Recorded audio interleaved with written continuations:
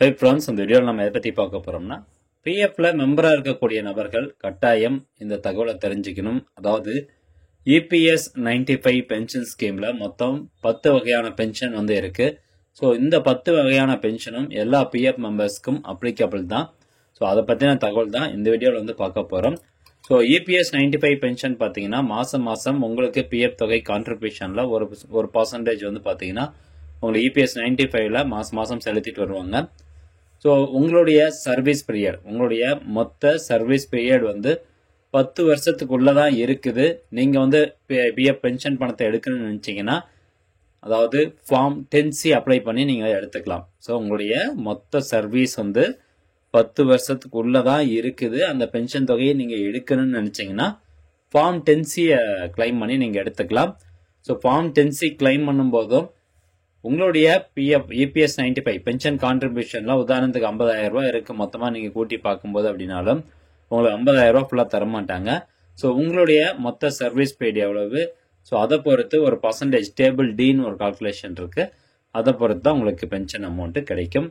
இன்னொன்று, நீங்கள் ஒரு பிஎஃப் அக்கௌண்ட்லேருந்து இன்னொரு பிஎஃப் அக்கௌண்ட்டுக்கு பணத்தை டிரான்ஸ்ஃபர் பண்ணுறீங்க அப்படிங்கும்போது எம்ப்ளாயி ஷேர் மட்டும் தான் டிரான்ஸ்ஃபர் ஆகும். இபிஎஸ் 95 அதாவது பென்ஷன் கான்ட்ரிபியூஷன் அமௌண்ட்டு டிரான்ஸ்ஃபர் ஆகாது. ஸோ அதுக்கு பதிலாக உங்களுடைய அந்த சர்வீஸ் இயர்ஸ் வந்து அடுத்த கம்பெனிக்கு அப்படியே டிரான்ஸ்ஃபர் ஆயிரும். இது ஒரு பேசிக்கான தகவல், அதனால நான் உங்களுக்கு சொல்ல நினைச்ச சொல்லிட்டேன். ஓகே, அப்போ இந்த பென்ஷன்ல 10 வகை இருக்கு அப்படின்னு சொல்லியிருந்தேன். ஸோ இது வந்து யாருக்கு அப்ளிகபிள் அப்படின்னா, உங்களுடைய மொத்த சர்வீஸ் பீரியட் வந்து 10 வருஷத்தை கிராஸ் ஆயிருச்சு அப்படின்னாலே இந்த 10 வகையான பென்ஷன் ஸ்கீமுக்கும் நீங்க எலிஜிபிள் ஆயிருவீங்க. ஸோ உங்களுக்கு மொத்த சர்வீஸ் பீரியட் வந்து 10 வருஷத்தை கிராஸ் பண்ணணும். ஓகே, இப்போ முதலாவதாக வந்து பார்த்தீங்கன்னா member pension upon superannuation at 58 years of age அப்படின்னு கொடுத்துருக்காங்க.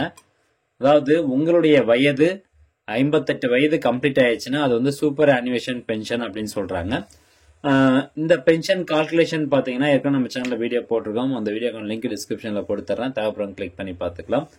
ஸோ உங்களுடைய ஏஜ் வந்து 58 வயசு கம்ப்ளீட் ஆயிடுச்சு அப்படின்னாவே அது வந்து சூப்பர் ஆனுவேஷன் பென்ஷன் அப்படிங்கிற கேட்டகரியில் கொண்டு போயிட்டு உங்களுக்கு எவ்வளோ பென்ஷன் தொகை கிடைக்கும். குறைஞ்சது 1000 ரூபாய் இப்போ இருக்கக்கூடிய லிமிட், அதிகபட்சம் பார்த்தீங்கன்னா 7000 ரூபாய் வரைக்கும் ஒரு நபருக்கு பிஎஃப் பென்ஷன் தொகை கிடைக்கும். ஸோ இந்த தொகையானது எப்படி நிர்ணயம் பண்ணுறாங்க அப்படின்னு கேட்டிங்கன்னா, உங்களுடைய பென்ஷனபிள் சேலரி எவ்வளவு, அதாவது கடைசி 60 மாதம் அதாவது 5 வருஷம் மொத்தமாக கடைசி 5 வருஷம் உங்களுடைய பேசிக் பிளஸ் டிஏ வந்து எவ்வளோ இருந்தது, அது இன்ட்டு உங்களுக்கு வந்து பென்ஷனில் எவ்வளோ கான்ட்ரிபியூஷன் பண்ணாங்க, அதுதான் வந்து பென்ஷனபிள் சேலரி. இப்போ நார்மலாக நீங்கள் ஹையர் பென்ஷனுக்கு எழுதி கொடுக்காம இருந்தீங்க அப்படின்னா ஒரு வருஷத்துக்கு 15,000 ரூபா. ஸோ 5 வருஷத்துக்கு ஆவரேஜ் பண்ணும்போது உங்களுக்கு அதே 15,000 ரூபா தான் வரும்.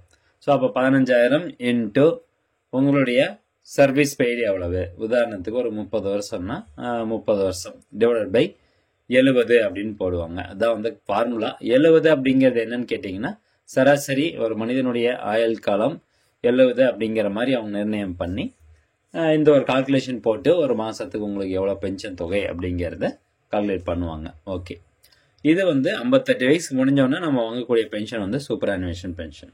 ஒரு சில பேர் வந்து 50 வயசு வரைக்கும் வேலை பார்ப்பாங்க, அல்லது 51 வயசு வரைக்கும் வேலை பார்ப்பாங்க. அதுக்கப்புறம் ரிட்டையர்ட் ஆகிட்டு வாலண்டியர் ரிட்டையர்ட் ஆகிட்டு இதுக்கப்புறம் எனக்கு வேலைக்கு போக பிடிக்கல, ஸோ அதனால் வந்து என்னால் வேலைக்கு போக முடியாது அப்படிங்கிற மாதிரி சொல்லி ரிட்டையர்மெண்ட் ஆயிடுவாங்க.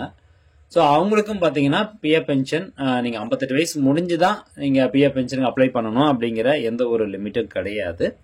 ஸோ 58 வயசு முடியாததுக்கு முன்னாடியே கூட நீங்கள் அப்ளை பண்ணலாம். ஸோ அதான் வந்து ஒன்ஸ் உங்களுடைய வயது 50 வயசு கிராஸ் ஆயிடுச்சு, உங்களுடைய மொத்த சர்வீஸ் பீரியட் 10 வருஷத்துக்கு மேலே ஆயிடுச்சு அப்படின்னா நீங்கள் ஃபார்ம் 10D பயன்படுத்தி அப்ளை பண்ணும்போது 58 வயசில் உங்களுக்கு என்ன பென்ஷன் தொகை கிடைக்குமோ அதில் இருந்து ஒவ்வொரு வருஷத்துக்கும் 4% குறைச்சிட்டு வருவாங்க.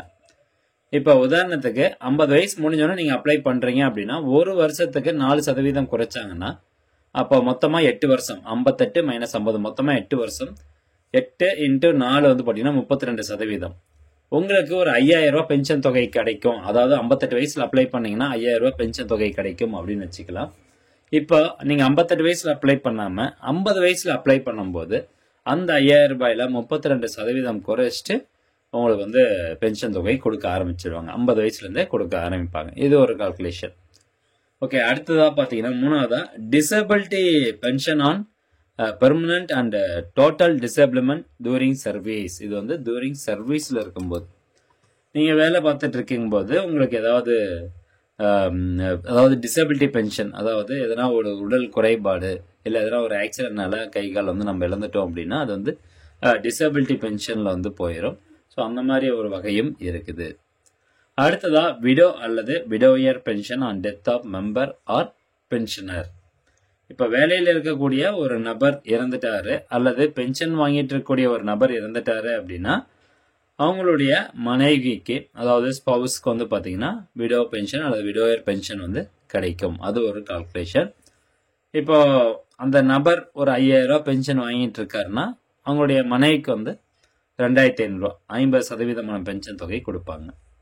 அதே மாதிரி children pension for 2 children at a time till the age of 25 years on death of the member அப்படின்னு சொல்றாங்க. அதாவது இப்போ ஒரு நபர் பென்ஷன் வாங்கிட்டு இருக்காரு, அவருடைய குழந்தைக்கு வந்து 2 குழந்தைகள், அதிகபட்சம் 2 குழந்தைகள் வரைக்கும் பென்ஷன் தொகை கிளைம் பண்ணலாம். அவருடைய குழந்தைகளுக்கு வயது ஒரு 18 தான் ஆகுது அல்லது 16 தான் ஆகுது அப்படின்னா அவங்களுடைய 25வது வயசு வரைக்கும் அந்த குழந்தைகளுக்கு பென்ஷன் தொகை கிடைக்கும், அதுக்கப்புறம் கிடைக்காது. அடுத்ததா ஆர்பன் பென்ஷன் அப்படிங்கிறது ஒன்று இருக்குது. இன்கேஸ் குழந்தைங்க இல்லாமல் தத்தெடுத்து வளர்த்துருக்காங்க அப்படின்னா அந்த தத்தெடுத்த குழந்தைகளுக்கும் அந்த ஆர்பன் பென்ஷன் கொடுக்குறாங்க. அடுத்ததா disabled children or orphan pension for the entire life of the disabled child or orphan. So இந்த மாதிரி ஒரு பென்ஷன் ஸ்கீம் இருக்குது, இது எல்லாரும் தெரிஞ்சுக்கணும். இப்போ நம்ம குழந்தைகள் வந்து டிசேபிள்டு கேட்டகரியில் வராங்க அப்படின்னா அந்த குழந்தைகளுக்கு அந்த பென்ஷன் டிசேபிள் பென்ஷன் வந்து கிடைக்கும். பென்ஷன் அதாவது நீங்க ஒரு 5000 ரூபா பென்ஷன் வாங்கிட்டு இருக்கீங்க அப்படின்னா அந்த குழந்தையினுடைய வாழ்நாள் முழுவதும் அவங்களுக்கு வந்து 5000 ரூபா பென்ஷன் தொகை கிடைக்கும். அடுத்ததாங்க பாருங்க நாமினி பென்ஷன். அதாவது இப்போ அந்த பென்ஷன் வாங்கிட்டு இருந்த நபருக்கு அல்லது ஏபிஎஃப் மெம்பருக்கு வந்து ஃபேமிலியே இல்லை அப்படின்னா அவர் யாரை வந்து நாமினியா நியமிக்கிறாரோ அந்த நாமினிக்கு வந்து பென்ஷன் கொடுப்பாங்க. Pension to dependent father or mother upon death of a member. அதே மாதிரி அந்த இறந்து போன நபருக்கு எந்த ஒரு ஃபேமிலியுமே இல்லை, அதாவது மேரேஜ் ஆகலை, அவங்களுக்கு பசங்களை யாருமே இல்லை, அதே மாதிரி நாமினி எதுவும் மென்ஷன் பண்ணல அப்படின்னா டைரக்டாக அந்த நபர்னுடைய அப்பா அல்லது அம்மாவுக்கு அந்த பென்ஷன் தொகை கிடைக்கும். ஓகே, அடுத்ததாங்க பாருங்க withdrawal benefit on exit from service or superannuation provided member has not rendered service eligible for pension. So நீங்கள் ஒரு பென்ஷன் அமௌண்ட்டை வித்ட்ராவல் பண்ணுறீங்க அப்படின்னாலோ அல்லது சூப்பர் அனிவேஷன் நீங்கள் அப்ளை பண்ணுறீங்க அப்படின்னாலோ கரெக்டான சர்வீஸ் எலிஜிபிள் இருக்கணும் அப்படிங்கிறதா சொல்லியிருக்காங்க. ஏற்கனவே நம்ம சொன்ன மாதிரி தான் நீங்கள் பென்ஷன் அமௌண்ட் வித்ட்ராவல் பண்ணணும்னா குறைஞ்சது 10 வருஷத்துக்குள்ள நீங்கள் வேலை பார்த்துருந்தா மட்டும் தான் அந்த பென்ஷன் அமௌண்ட்டை எடுக்க முடியும். அதாவது உங்களுடைய total service years less than 10 இயர்ஸாக இருக்கணும்.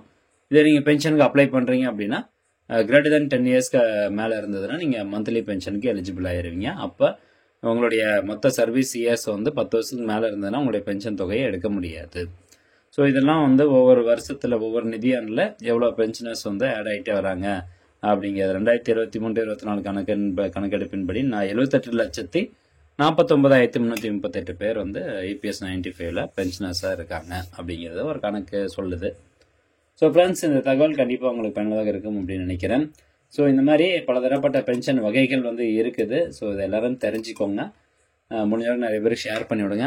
மீண்டும் அடுத்த ஒரு நல்ல பதிவில் சந்திக்கலாம். நன்றி, வணக்கம்.